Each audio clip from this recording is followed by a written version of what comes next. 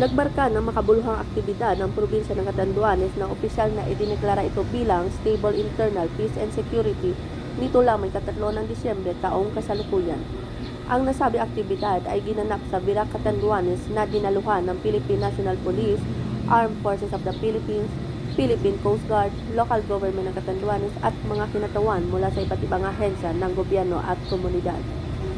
Kinatawan ni Police Brigadier General Andre P. Dizon, Regional Director ng Police Regional Office 5, ang Philippine National Police sa pagladra ng Memorandum of Understanding kasama ang Armed Forces of the Philippines at Philippine Coast Guard na nagpapatibay sa legal na balangkas para sa pagtutulungan sa pagpapanatili ng kapayapaan at kaayusan sa nasabing probinsya.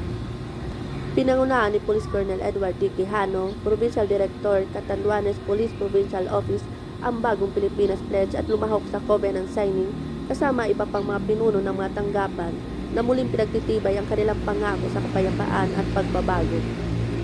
Ang deklarasyon ng Stable Internal Peace and Security ay isang makabuluhang hakbang tungo sa paglikha ng isang mapayapa at ligtas na kapaligiran para sa lalawigan na nagbibigay daan para sa pag-unlad ng ekonomiya at panlipunan.